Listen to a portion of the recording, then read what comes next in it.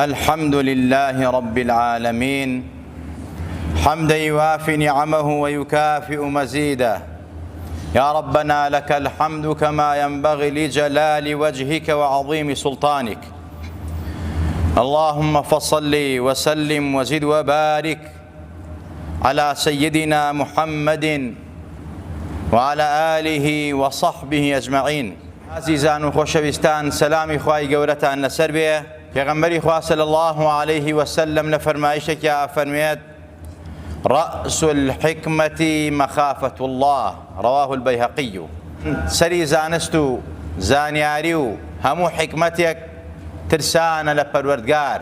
انساني مسلمان و ایماندار ابي هميشه لبين خوف رجابه، هميشه خواهي تبارك وتعالى بالرقيب خوي بزانيه.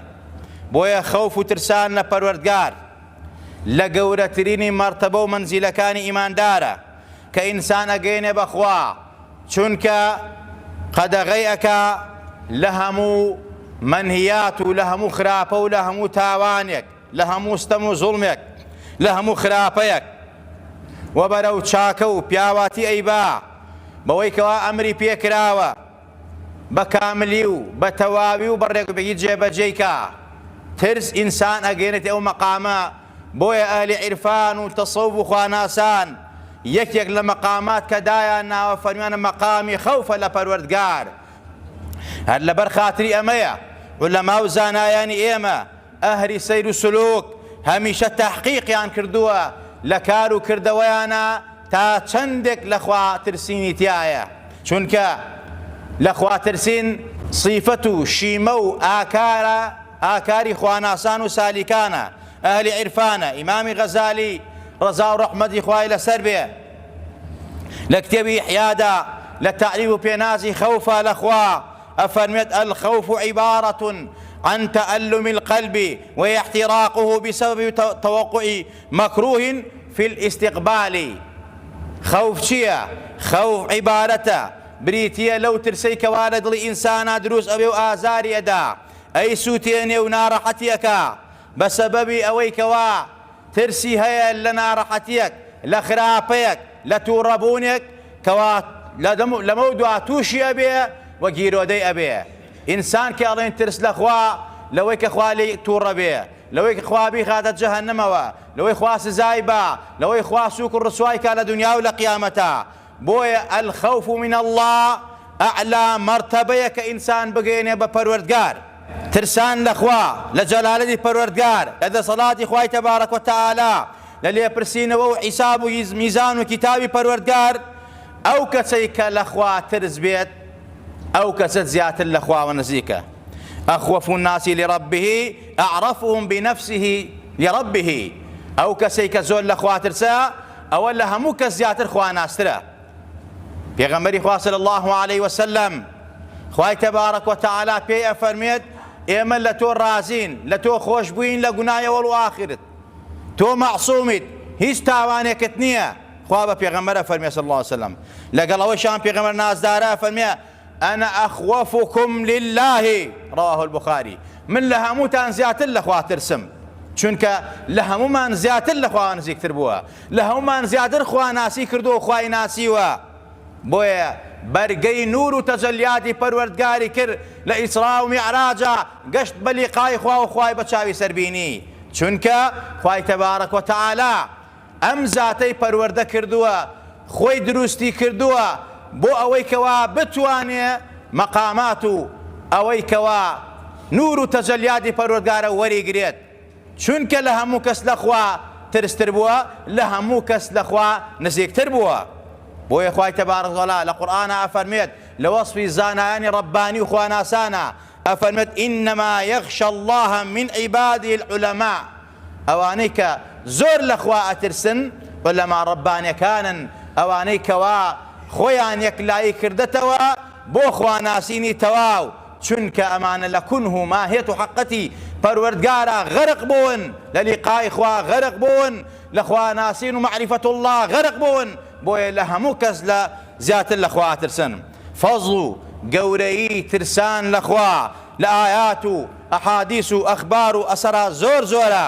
كبراسي الأجمار نايا بونمونا خواهي تبارك وتعالى لقرآن فرميت لوصفي خائفين أوانيك وهميش ودائم خواب الرقيب خويا نزانو ترسو بيمان لخواهي خويان هيا لقنا قرارضو بتواوي خريجي معرفة الله وناسيني پروردگارن ولمن خاف مقام ربه جنتان ئەوانەی کەوا زۆر لە خوا ترسن خوا دوو بەهەشتیان پێدا ئەمە ترسانە لە خوا ترسانە لە پەروەردگار خوای تەبارەک وتەعالە فەرمێت إنما يخشى الله من عباد العلماء وهروها رضي الله عنهم ورضوا عنه ذلك لمن خشي ربه خوا فەرمێت ئەوانەی کە خوا ڕازیە لێیان ئەوانەی کە پەروەردگار ڕازیە لێیان ئەوانەیش لە پەروەردگار ڕازین ئەوانن کە ذلك لمن خشي ربه ئەوە زۆر لە خوا ترسن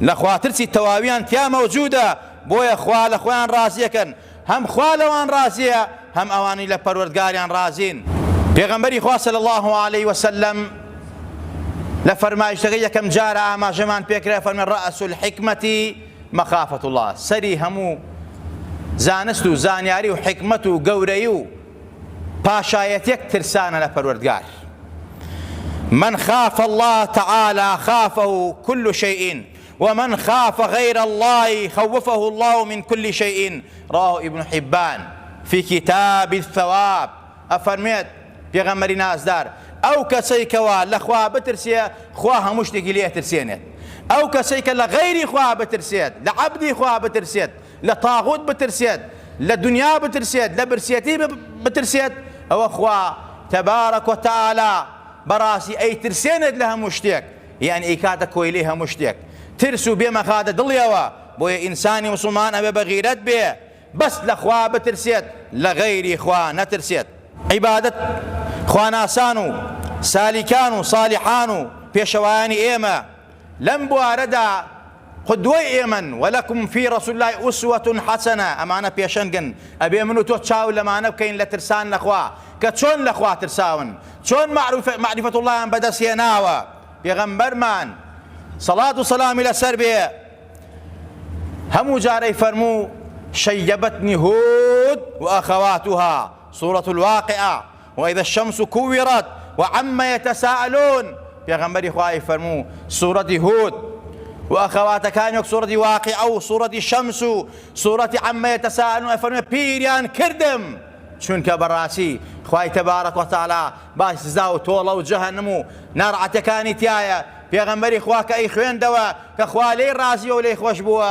ئەی فەرمووی پیریان کردم یعنی پێی بێتاقەتە بوو خەفەتیە خوارد پێغەمبەری خوا صلی الله عليه وسلم ترس و بێمی لێنیش پێغەمبەری خوا صلی الله عليه وسلم ظاهرەی ترس لە پێغەمبەری خوا لە خوای خۆی لە پەروەردگاری لە غەزوەی بەدرا پێغەمبەری خوا صلی الله عليه وسلم دەستی مبارەکی بەرزەکەوە دوعایە کرد ئەی فەرموو خوای ئەگەر ئەم کۆمەڵە تیا بچن ئیتر کێ عیبادەتی تۆەکە هەمووی مشریکە بتپەرسە گاورە جوولەکەیە دوژمن بە دینەکەی تۆیە و بە تۆیە پەروەردگارە بە ئەم کۆمەڵە تیا نەچێت حەزرەتی ئەبوبەکری صدیقی ئومەتی ڕەسوول الله صلی الله عليه وسلم فەرمی یا ڕەسوول الله ئیتر بەسی کەوتەواویکە خوای تەبارەک وتەعالە فإن الله واف لك بما وعدك خوا وفا بوعدەکەی خۆیەکە إن الله لا يخلف الميعاد خوای تەبارەک وتەعالە سرت دەخا پشتیوانتە ئەمەوە ناگەێنێ حەزرەتی ئەبوبەکر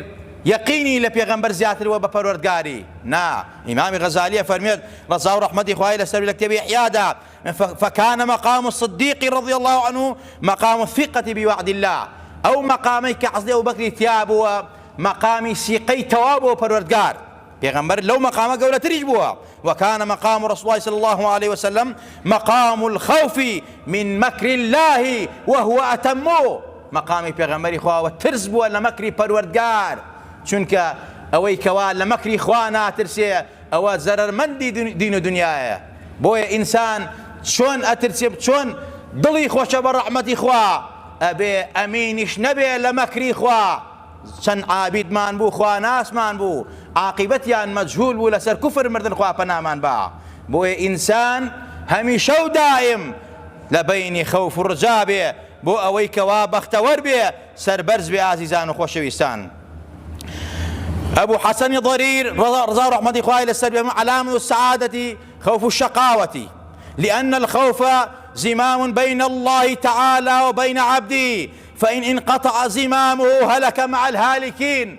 أفرميت علامة السعادة بختوري أويك وبترسي لبدبختي والشقاوة خوي مهما كان أهل عبادة به، چونك خوف ترسان أخوة زمام لبين عبد لبين پروردگارا، أو پتي لبين عبد پروردگارا، أجر أو پتا چرا وقطع بو براسي أو عبدا لقل هالي كانوا تياتشوانا تياتش وبدبخت به. أحمد كري أبي حواري لفرمي رضا رحمتي إخوائي للسربية أفضل البكاء بكاء العبد على ما فاته من أوقاته على غير الموافقة، أو بكاء على ما سبق له من المخالفة.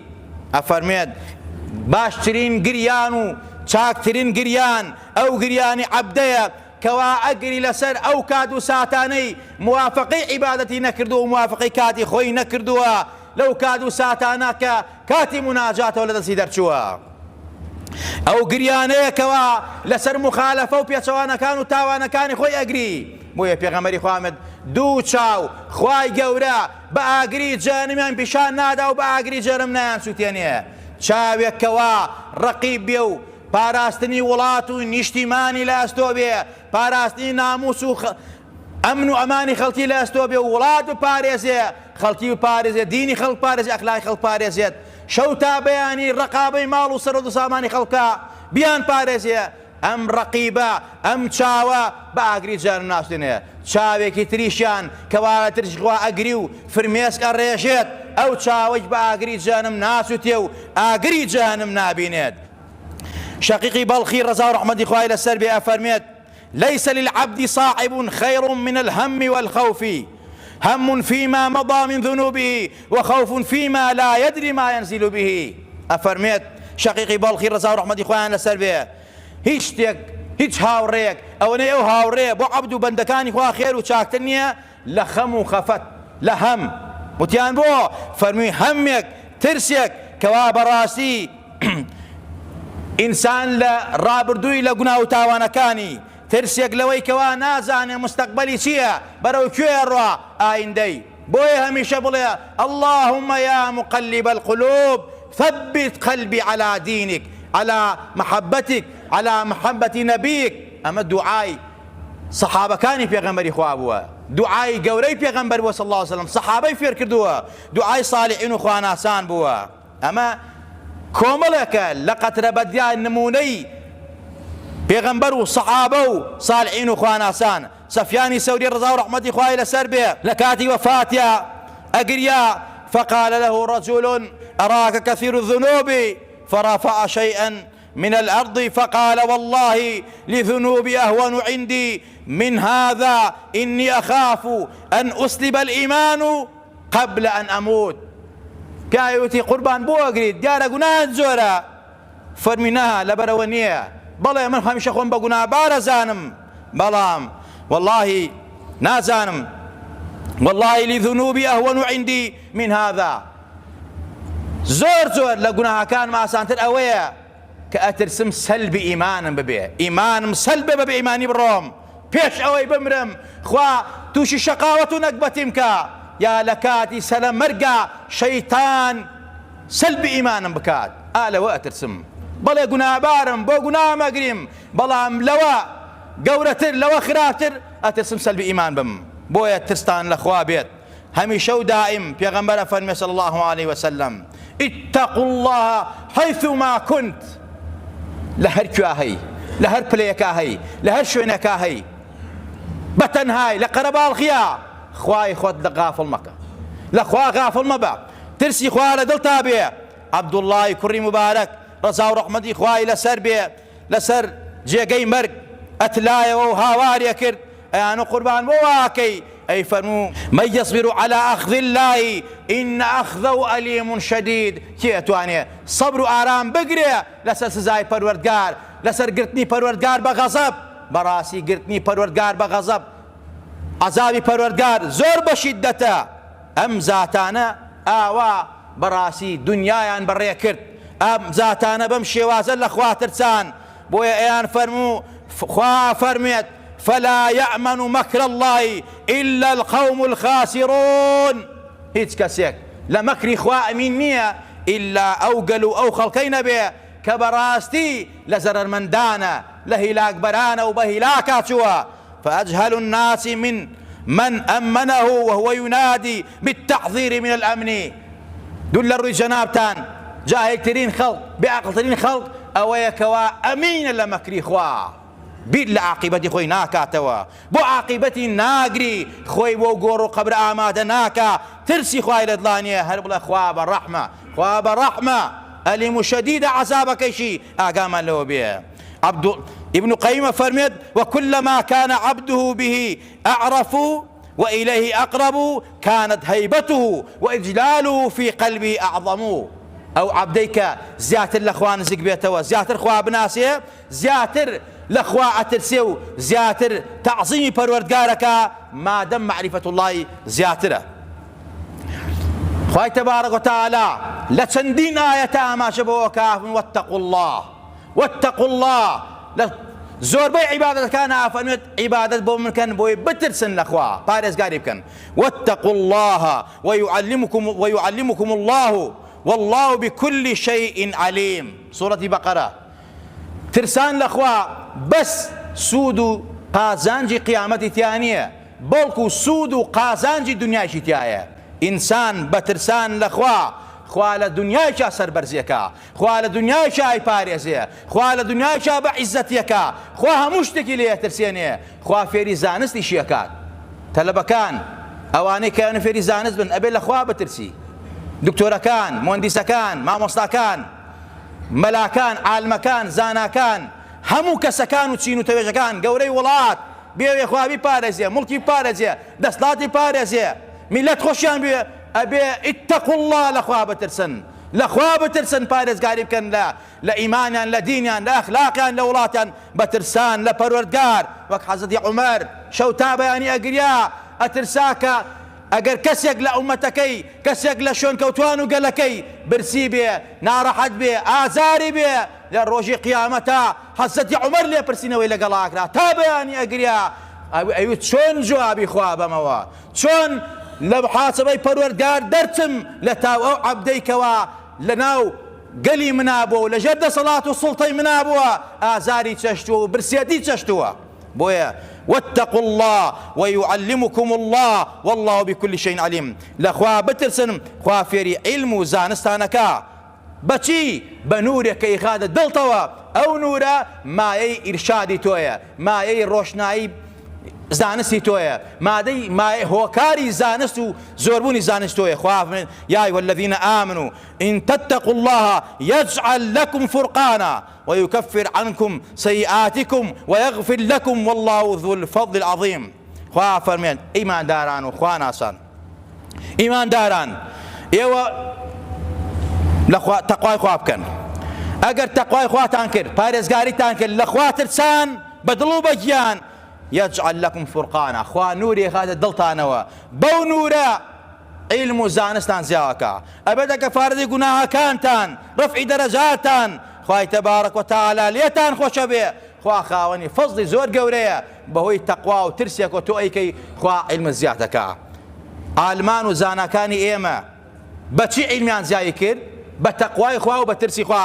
ئازیزان و خۆشەویستان، و هەروەها ئینسان کە لە خوا ترسا بەڕاستی خوا بە شێوازێک ڕزق و ڕۆزیەدا، خوا بە شێوازێک دەرگای ڕزقی لێ ئاوەدا نەکاتەوە، خۆیشی نازانێت. ومن يتق الله يجعل له مخرجا ويرزقه من حيث لا يحتسب. خوا ئەوەی کە تەقوای خوا بکە، یعنی پارێزگاری بکە، یعنی بترسێ لە بە ئاشکراو بنهێنی لە من، خوا فەرمێت ئەوە يجعل له مخرجا، دەرگای خێر و خۆشی لێ ئەکرێتەوە و ڕزقی ئەدرێت لە شوێنێک خۆشی نازانێت لەکوێوە. سالمی کوڕی عەوفی مالیکی ئەشجەعی دوژمنان ئەسیریان کرد. پێغەمبەری خوا فەرمووی هەر کەسێ ئەوێ خوا دەرگای خێری لێ بکاتەوە، یەقینی بێ، عەقیدەی بێ، باوەڕی بێ، لە خوا بترسێ، تەقوای خوای زیاتر بێ، خوا دەرگای خێر و خۆشی لێ ئەکاتەوە. باوکو دایکی سالمی کوڕی عەوفی مالیکی ئەشجەعیات نەخمەتی پێغەمبەری خوا وتیان کوڕەکەمان لە جیهادا ئەسیر گرتووێتی ئەو تاقە کوڕیشمانەیە چی بکەین؟ پێغەمبەری خوا ئیتەقوا الله لەخوا بترسن، تەقوای خوا بکەن، زۆر بڵێن لا حەول ولا قووەتە ئیلا بالله. ئەو گەڕاوە بۆ لای خێزانەکەی وتی پێغەمبەر گیان چی فەرموویەتی تەقوای خوا بکەن، لەخوا بترسن، زگری خوا بکەن، بڵێن لا حەول ولا قووەتە ئیلا بالله، خوا دەرگای خێر خۆشتان لێگاتەوە. فەرمی ئیتر ئافاقەم بۆ هاو دڵم ئاواشتە بۆ مادەم پێغەمبەری خوا ئەمە تەوسیە ئەوە، ئەمە فەرمانی ئەوە، ئێمە سەبر و ئاراممان هەیە و تەقوای خواکەین، زگری خواکەین، دوعاکەین، نزاکەین، لەخوا ترسین، بەڵکو خوا دەرگای خێرمان لێ بکاتەوە. مە شەوێ لە شەوانە خوای تەبارەک و تەعالا دەرگای خێری لە کوڕەکەیان کردەوە، دوژمنان ئاگایان لە خۆیان نەبوو، سالم زنجیری دەستی بەر بوو هاتە دەرەوە، کۆمەڵێ وشتر و مەڕ و ماڵاتی دوژمنی ژیاناو هاتەوە بۆ مەدینە، لە نیوە شەوا دای لە دەرگایان کردەوە باوکو دایکی ئەزان سالمی کوڕیانە، هەزار جار سوپاسی پەروەردگاریان کرد کە وعدی پەروەردگار ڕاستە. اتقوا الله ومن يتق الله يجعل له مخرجا ويرزقه من حيث لا يحتسب. بەیانی و پێغەمبەریان باس کرد، پێغەمبەری خوا فەرمی ئەوە وعدی پەروەردگارە، ئەبێ ئێوە لەگەڵ خوا ڕاستکەن، خوا لەگەڵتانان ڕاستەکە، ئێوە تەقوای خوا بکەن، خوا بۆتان زیادەکە، ئێوە لە خوا بترسن، خوای تەبارەک و تەعالا بەرەکەتەکەتە حاڵ و ماڵدارەوە. جا هەموو کات و ساتێک من و تۆی مسلمان ئەبێ لە خوا بترسین، چونکە پێغەمبەرم ئیتەقوا الله حەیثما کونت، لە هەر پلە و پایەکە هەی، لە هەر شوێنەکە هەی، لە هەر کوێ هەی، لە هەر شوێنەکە تۆ لە خوا بترسە، لەگەڵ ماڵ و مناڵتە، لەگەڵ جیرانتە، لەگەڵ دراوسێتە، لەگەڵ مسلمانانە، لەگەڵ ژێردەستەتە، لەگەڵ چواردەورتە، لەگەڵ وڵات و نیشتیمانتە. ترسی خواتە بێ قەت گوناه و تاوان ناکەی، ترسی خوات نەبێ بەڕاستی قڕەکەی بەسەر خۆت و ماڵ و منداڵ و وڵات و نیشتیمانیشە. خوا لە هەموو لایەکمان ڕازی بێ، خوایە عاقیبەتمان بەخێر بێڕی، خوایە لە گوناه و تاوان و بەڵاو و باو نەخۆشی لامان دەی، خوایە ترسی خۆت بخەیتە دڵمانەوە، خوایە مەعریفەت اللهمان زیاد کەی، خوایە خۆشەویستی خۆت و پێغەمبەرەکە دڵمانە زیاد کەی، بەو ئیمان و خۆشەویستی و محەبەتەوە بمان ژێنە، بمان مرێنە، زیندوومان کەرەوە. یا ڕەبی خوایە خۆمان و ماڵ و مناڵ و وڵاتمان بپارێزە لە هەموو باو نەخۆشی و ناخۆشیەک. خوایە لە دەپاڕێینەوە بە ئیسمی عەزەمی خۆت لە بەرخاتی خاتەدارانت، لە پێغەمبەران و سالیحان و پیا و چاکانت. یا ڕەبی خوایە دەستمان بۆ لای تۆ بەرز کردەتەوە، خوایە بەرەکاتی ئەرز و ئاسمان بژێنە بەسەرمانە، شیفای نەخۆشەکانمان بە. یا ڕەبی خوایە ئەو نەخۆشانێک کەوا لە خەستەخانەکانن داوای دوعای خێران کردوین، خوایە شیفای ئەزدۆ پەلان بۆ بنێرە، ئەو نەخۆشانەی کە لە ماڵۆن خوایە شیفایان بۆ بنێرە، خوایە شیفای جەستە و ڕۆحی هەموو لایەکمان بی، هەموو لایەکمان لەوە بەڵاو و باو نەخۆشی و ناخۆشی پارێزاوکەی، ئیسڵاحی حاڵی خۆمان و خانەوادە ماڵ و منداڵمان بکەی. یا ڕەبی خوایە بارانی بەڕەحمەتەوە بەرن لە کاتی خۆیە، مەویستمان مەکە، ناومێدمان مەکە پەروەردگارە. یا ڕەبی خوایە کانی و کارزەکانمان بۆ بتەقێنە. یا ڕەبی خوایە گیان وڵاتمان تووشی قاتی و گرانی و بیئاوی و گرانی نەکەی. یا ڕەبی خوایە زاڵم زاڵەکەی بەسەرمانە، ئەوەی دۆستمانە دۆستی بی، ئەوەی دوژمنی دین و ئەخلاقمانە، دوژمنی خاک و وڵات و نیشتیمانمانە، دوژمنی میلەتمانە. یا ڕەبی خوایە دوژمنی زبان و کولتورمانە. خوایە ئەگەر شاوی دایەتە خوایە هیدایەتەی، ئەگەر شاوی دانێ خوایە عالیەها سافی لەها، خوایە ژێر و ژووریکەی، خوایە لە کۆڵمانی کەیتەوە. یا ڕەبی خوایە حاکمی عادل و دادپەروەر و بە ئیمان و بە ئەخلاق و بە ویژدانمان بۆ بنێری، خوایە کەسێ بکەی بە گەورەمان. یا ڕەبی خوایە بەڕێوەبەری وڵاتمان لە تۆ بترسێت، تەقوای تۆی تیا بێ، بۆ ئەوەی کەوا ڕەحم و سۆزی لە دڵا بێ بەرامبەر بە ئێمەش پەروەردگارە. زاڵم و ستەمکار و حاقید و باغز و تاوانکار و جینایەتکار و فاسق و فاجر مەکە بە گەورەمان پەروەردگارە. یا ڕەبی خوایە لێت دەپاڕێنەوە، بە ئیمانەمان ژێنە، بە ئیمانەمان وێنە، بە ئیمان و زیندومان کەرەوە، بە سەوی بە کەسەی داماوی و تەسکی و تاریکی ناو گۆڕمان نابێتەوە. یا ڕەبی خوایە لە باوکو دایکمان خۆش بە، لە باوکو دایکمان ڕازی بە، دەرەجاتیان بەرز کەرەوە. یا ڕەبی خوایە ئێمەش ئەوان لەگەڵ پێغەمبەر عاشقەکە. آمین آمین. أقول قولي هذا وأستغفر الله لي ولكم ولسائر المسلمين.